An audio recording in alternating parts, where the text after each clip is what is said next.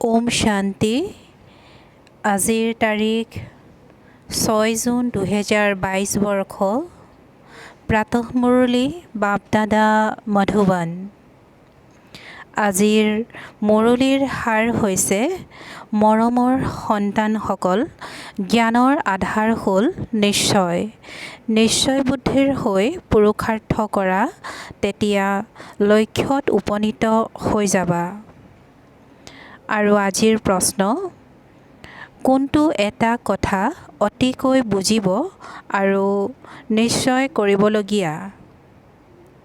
বাবাজী প্ৰশ্ন সুধিছে যে কোনটো এটা কথা অতিকৈ বুজিব আৰু নিশ্চয় কৰিবলগীয়া? পিতাই উত্তৰত কৈছে, এতিয়া সকলো আত্মাৰ হিচাপ নিকাচ নিষ্পত্তি হ'ব।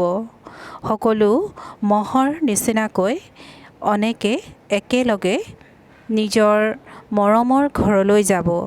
আকৌ নতুন সৃষ্টিলৈ কিছুসংখ্যক আত্মা আহিব। এইটো কথা অতিকৈ বুজিব আৰু নিশ্চয় কৰিবলগীয়া।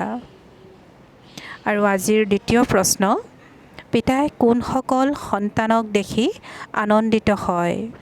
পিতাই উত্তৰত কৈছে, যিসকল সন্তান পিতাৰ প্ৰতি পূৰা উৎসৰ্গিত হয়, যিসকল মায়াৰ বাবে অস্থিৰ নহয়, অৰ্থাৎ অংগদৰ নিচিনাকৈ অচল অটল হৈ থাকে, এনেকুৱা সন্তানসকলক দেখি পিতাও আনন্দিত হয়।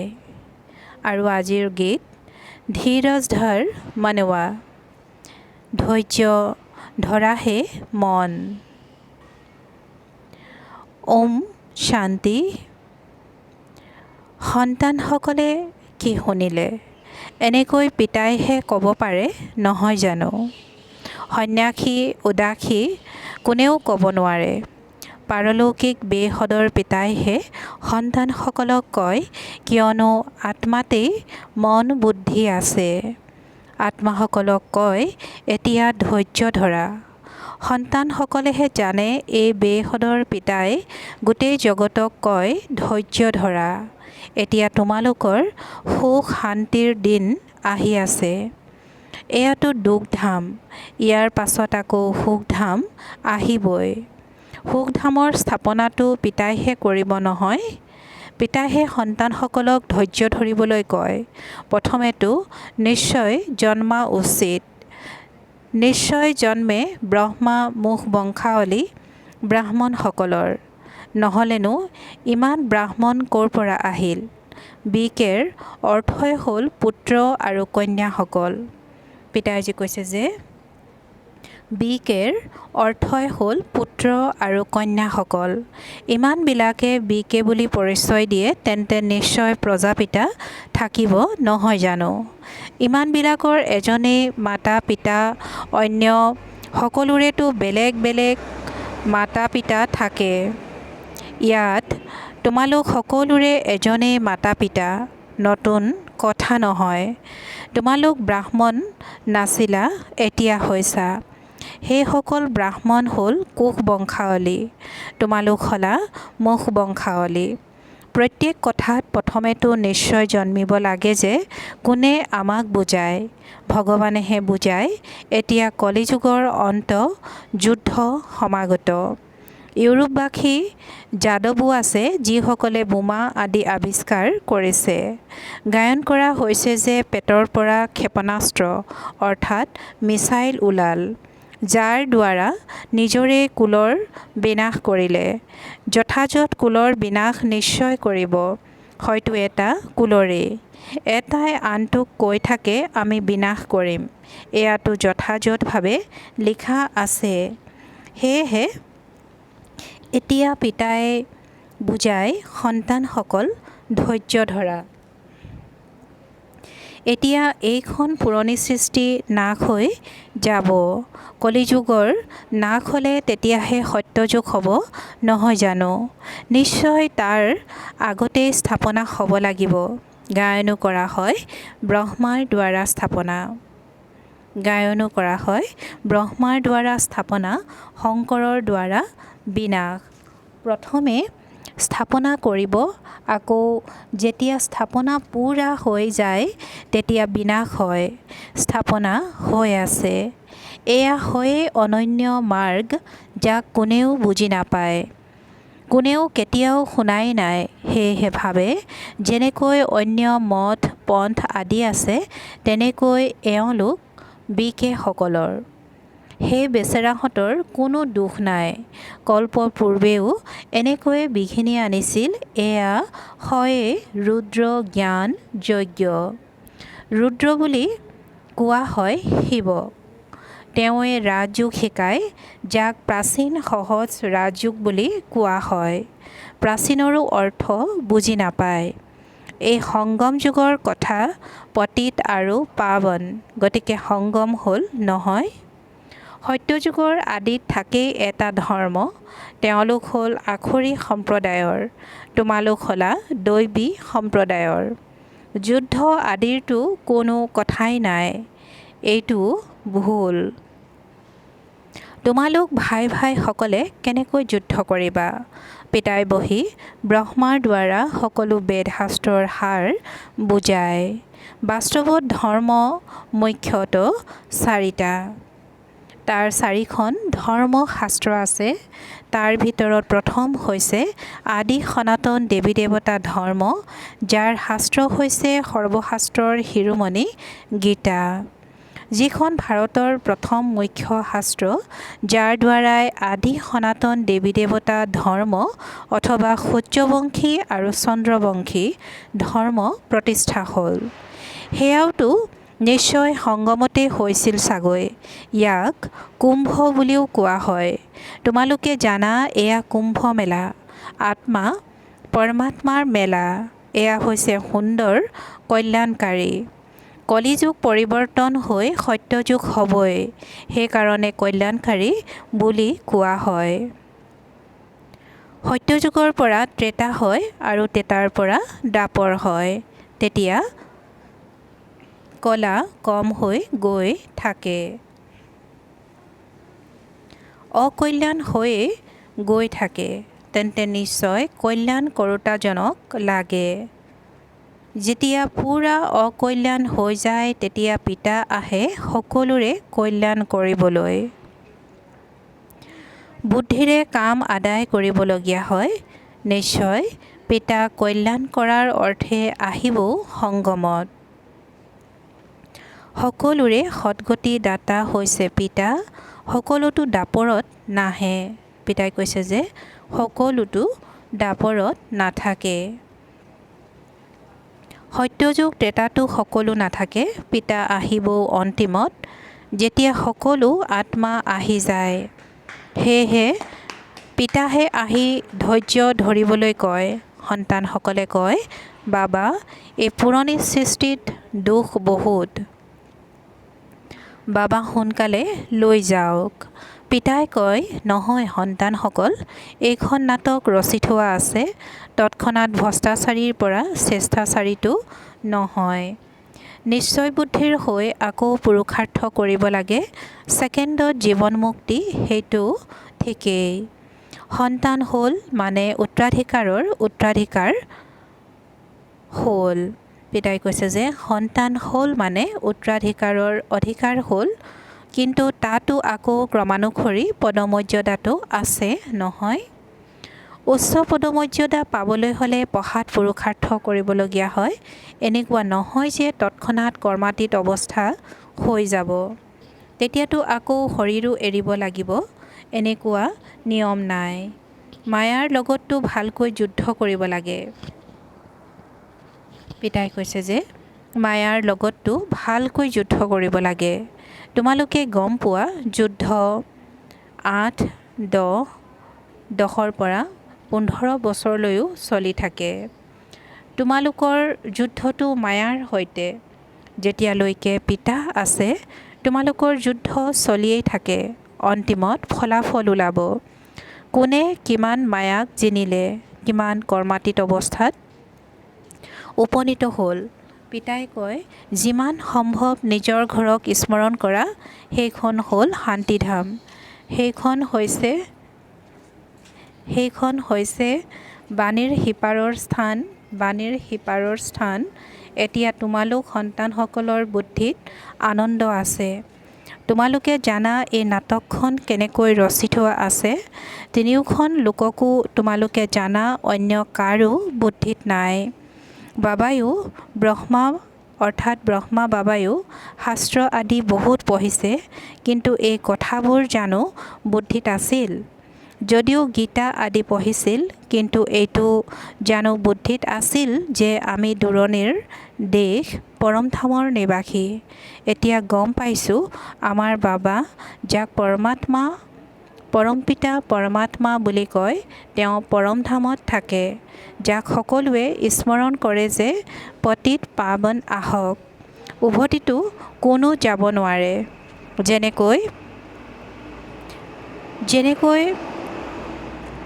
যেনেকৈ বিভ্ৰান্তিৰ খেল থাকে নহয়, যিফালেই যোৱা দুৱাৰ সন্মুখত আহি যায়, লক্ষ্যস্থানলৈ যাব নোৱাৰে।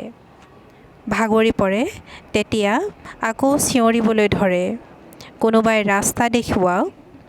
ইয়াততো লাগিলে যিমানেই বেদশাস্ত্ৰ নপঢ়ক, তীৰ্থ যাত্ৰাত নোযোৱা, একোৱে গম নোপোৱা আমি ক'লৈ যাওঁ। কেৱল কৈ দিয়ে যে অমুক জ্যোতিত সমাহিত হৈ গ'ল। পিতাই কয়, কোনেও উভতি যাব নোৱাৰে। নাটক যেতিয়া পূৰা খবৰ হয়, তেতিয়া সকলো ভাৱৰীয়া অৰ্থাৎ এক্টৰ মঞ্চত আহি যায়। এইটো নিয়ম।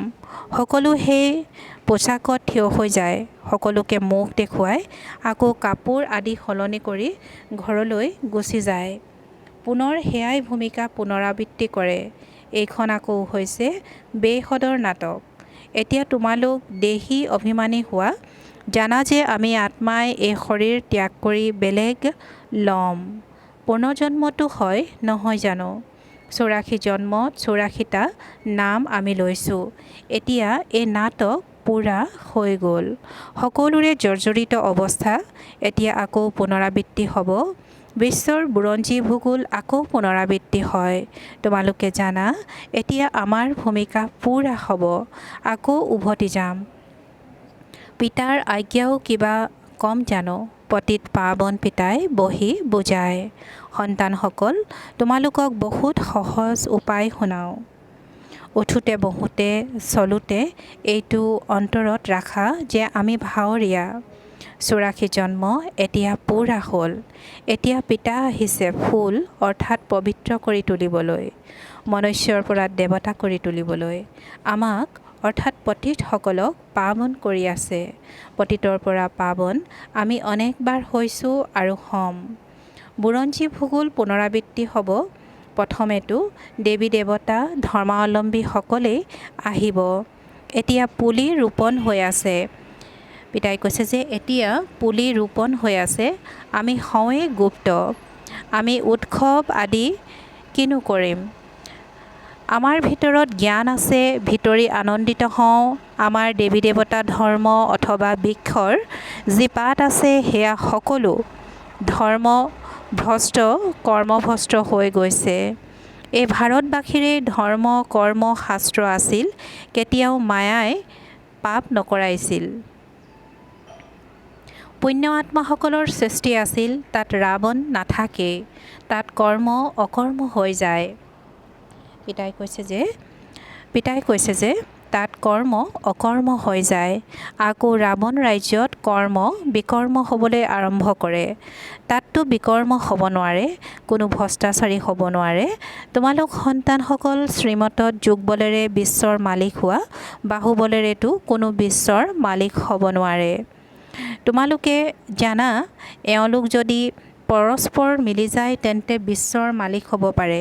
কিন্তু নাটকত ভূমিকাই নাই। এনেকৈ দেখুৱাই দুটা মেকুৰীয়ে যুদ্ধ কৰিলে পিতাই কৈছে যে এনেকৈ দেখুৱাই দুটা মেকুৰীয়ে যুদ্ধ কৰিলে মাখন মাজতে বান্দৰে খাই গ'ল। সাক্ষাৎকাৰো কৰে কৃষ্ণৰ মুখত মাখন। এয়া সৃষ্টিৰ ৰাজ্যৰূপী মাখন পায়। বাকী যুদ্ধ হৈছে যাদৱ আৰু কৌৰৱৰ। সেয়াতো দেখি আছা, হৈয়ে আছে। বাতৰি কাকতত পঢ়িবলৈ পোৱা, অমুক ঠাইত ইমান ডাঙৰ হিংসা হ'ল। তেতিয়া তৎক্ষণাত কাৰোবাক নহয় কাৰোবাক মাৰি পেলাব। ভাৰতততো প্ৰথমে এটাই ধৰ্ম আছিল। আকৌ অন্য ধৰ্মৰ ৰাজ্য ক'ৰ পৰা আহিল? খ্ৰীষ্টানসকল শক্তিশালী আছিল, সেইবাবেতো তেওঁলোকে ৰাজত্ব কৰিলে। এতিয়া বাস্তৱত গোটেই সৃষ্টি ৰাৱণে দখল কৰি লৈছে। এয়া আকৌ হৈছে গুপ্ত কথা। শাস্ত্ৰবোৰত জানো এইবোৰ কথা আছে? পিতাই বুজায়, এই বিকাৰ তোমালোকৰ আধা কল্পৰ শত্ৰু, যাৰ দ্বাৰা তোমালোকে আদি মধ্য অন্ত দুখ পোৱা। সেইবাবে সন্ন্যাসীসকলেও কয়, কাউৰীৰ বিষ্ঠাৰ সমান সুখ। তেওঁলোকে জানো গম পায় যে স্বৰ্গত সদায় সুখে সুখ থাকে। ভাৰতবাসীয়েতো গম পায়, সেইবাবেতো কোনোবা মৰিলে কয় স্বৰ্গলৈ গ'ল। স্বৰ্গৰ কিমান মহিমা আছে, তেন্তে নিশ্চয় এইখন খেল হয়। কিন্তু যদি কাৰোবাক কোৱা আপুনি নৰকবাসী, তেতিয়া বিতুষ্ট হৈ পৰে। কিমান আচৰিত কথা। মুখেৰে কয় স্বৰ্গবাসী হ'ল, তেন্তে নিশ্চয় নৰকৰ পৰা গ'ল নহয় জানো? আকৌ তোমালোকে তেওঁক মাতি নৰকৰ বস্তু কিয় খুওৱা? পিতাই কৈছে যে আকৌ তোমালোকে তেওঁক মাতি নৰকৰ বস্তু কিয় খুওৱা? স্বৰ্গততো তেওঁ চাগৈ বহুত ভাল বৈভৱ পায়। ইয়াৰ অৰ্থ হৈছে তোমালোকৰ নিশ্চয় জন্মা নাই। তাত কি কি আছে সন্তানসকলে সকলো দেখিছে। নৰকত চোৱা কি কি কৰি থাকে। সন্তানে পিতাককো মাৰিবলৈ দেৰি নকৰে। স্ত্ৰীৰ কাৰোবাৰ প্ৰতি অন্তৰৰ আকৰ্ষণ জাগিলে তেতিয়া পতিকো মাৰি পেলায়। ভাৰতক লৈ এটি গীত ৰচি থোৱা আছে। এফালে কয় আজিৰ মনুষ্য কি হৈ গ'ল, আকৌ কয় আমাৰ ভাৰত সকলোতকৈ ভাল সোণৰ আছিল। হেৰ' ভাৰত সকলোতকৈ ভাল আছিল, এতিয়া হয় জানো? এতিয়াতো কঙাল, কোনো নিৰাপত্তা নাই।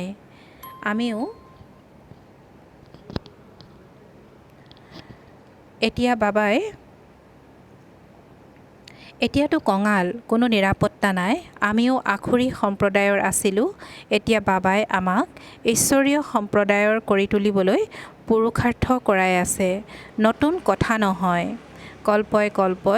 কল্পৰ সংগমত আমি পুনৰাই নিজৰ উত্তৰাধিকাৰ লওঁ।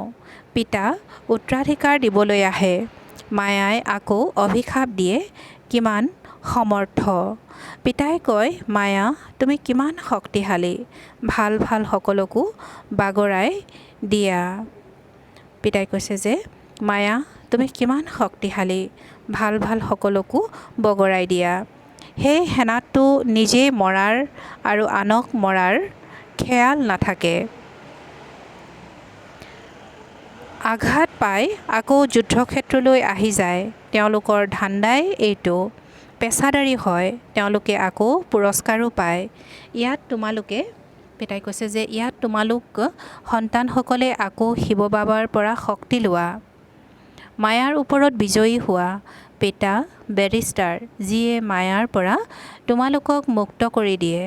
তোমালোক আকৌ হৈছা শিৱশক্তি সেনা। মাতাসকলক উচ্চত ৰাখে। বন্দে মাতৰম। এয়া কোনে ক'লে? পিতাই। কিয়নো তোমালোক পিতাৰ প্ৰতি উৎসৰ্গিত হৈ যোৱা। বাবা আনন্দিত হয়। এওঁ ভাল স্থিতিত থাকে, বিচলিত নহয়। অংগদৰ উদাহৰণ আছে নহয়, তেওঁক ৰাৱণে বিচলিত কৰিব নোৱাৰিলে। পিতাই কৈছে যে অংগদৰ উদাহৰণ আছে নহয়, তেওঁক ৰাৱণে বিচলিত কৰিব নোৱাৰিলে। এয়া অন্তিম সময়ৰ কথা। অন্তত সেইটো অৱস্থা হ'বগৈ। সেই সময়ত তোমালোক বহুত আনন্দিত হোৱা। যেতিয়ালৈকে বিনাশ নহয়, ধৰণী পবিত্ৰ নহয়, তেতিয়ালৈকেতো দেৱতাসকল আহিব নোৱাৰে। খেৰৰ জুমুঠি স্বৰূপ অৰ্থাৎ অন্তঃসাৰশূন্য পৃথিৱীখনত এতিয়া জুই নিশ্চয় লাগিব। সকলো আত্মাই হিচাপ নিকাচ নিষ্পত্তি কৰি মহৰ নিচিনাকৈ মৰমৰ ঘৰলৈ উভতি যাব লাগে। মহ কিমান কোটি কোটি মৰে। সেইবাবে গায়ন কৰা হয় ৰাম গ'ল, ৰাৱণ গ'ল, উভতিতো যাব লাগে নহয়। আকৌ তোমালোক নতুন সৃষ্টিলৈ আহিবা। তাত বহুত কম সংখ্যক থাকিব। এয়া বুজিবলগীয়া আৰু নিশ্চয় কৰিবলগীয়া কথা। এই জ্ঞান বাবাইহে দিব পাৰে। ভাল বাৰু, অতি মৰমৰ কল্পৰ পাছত পুনৰাই লগ পোৱা সন্তানসকলৰ প্ৰতি মাতা পিতা বাপ দাদাৰ স্নেহপূৰ্ণ স্মৰণ আৰু সুপ্ৰভাত। আত্মিক পিতাৰ আত্মিক সন্তানসকলক নমস্কাৰ আৰু আত্মিক সন্তানসকলৰ আত্মিক মাতা পিতা বাপ দাদাৰ প্ৰতি স্নেহপূৰ্ণ স্মৰণ আৰু সুপ্ৰভাত আৰু নমস্কাৰ নমস্কাৰ নমস্কাৰ। আৰু আজিৰ ধাৰণাৰ বাবে মুখ্য সাৰ প্ৰথমতে উঠোতে বহোতে চলোতে নিজক ভাৱৰীয়া বুলি ভাবিব লাগে। অন্তৰত থাকিব লাগে যে মই 84 জন্মৰ ভূমিকা পূৰা কৰিলোঁ, এতিয়া ঘৰলৈ যাব লাগে, দেহী অভিমানী হৈ থাকিব লাগে। দ্বিতীয়তে নিশ্চয় বুদ্ধিৰ হৈ কাঁইটৰ পৰা ফুল হোৱাৰ পুৰুষাৰ্থ কৰিব লাগে। মায়াৰ সৈতে যুদ্ধ কৰি বিজয়ী হৈ কৰ্মাতীত হ'ব লাগে। যিমান সম্ভৱ নিজৰ ঘৰক অৰ্থাৎ পৰমধামক স্মৰণ কৰিব লাগে। আৰু আজিৰ বৰদান, নিজৰ পাতল স্থিতিৰ দ্বাৰা প্ৰতিটো কাৰ্যক পাতল কৰোঁতা পিতাৰ সমান উপৰাম আৰু স্নেহী হোৱা। আৰু আজিৰ বৰদানৰ ব্যাখ্যা, মন, বুদ্ধি আৰু সংস্কাৰ, আত্মাৰ যি সূক্ষ্ম শক্তি আছে তেনেও তাতে পাতল অনুভৱ কৰা। এয়াই পিতাৰ সমান উপৰাম আৰু স্নেহী হোৱা। কিয়নো সময় অনুসৰি বাহিৰৰ তমোপ্ৰধান বাতাৱৰণ মনুষ্য আত্মাসকলৰ বৃত্তি গধুৰ হ'ব। যিমানে বাহিৰৰ বাতাৱৰণ গধুৰ হ'ব সিমানেই তোমালোক সন্তানসকলৰ সংকল্প কৰ্ম সম্বন্ধ পাতল হৈ গৈ থাকিব আৰু পাতল হোৱাৰ বাবে সকলো কাৰ্য পাতলকৈ অৰ্থাৎ অনায়াসে চলি থাকিব। কাৰোবাৰ প্ৰভাৱ তোমালোকৰ ওপৰত, পিতাই কৈছে যে কাৰোবাৰ প্ৰভাৱ তোমালোকৰ ওপৰত নপৰিব। এইটো স্থিতিয়ে পিতাৰ সমান স্থিতি। আৰু আজিৰ শ্লোগান, এইটো অলৌকিক নিচাত থকা বাহ মই, তেতিয়া মন আৰু শৰীৰ দ্বাৰা স্বাভাৱিকভাৱে নিত্য চলি থাকিব। পিতাই আজি শ্লোগানত কৈছে যে এইটো অলৌকিক নিচাত থকা বাহ মই, তেতিয়া মন আৰু শৰীৰ দ্বাৰা স্বাভাৱিকভাৱে নিত্য চলি থাকিব। ওম শান্তি।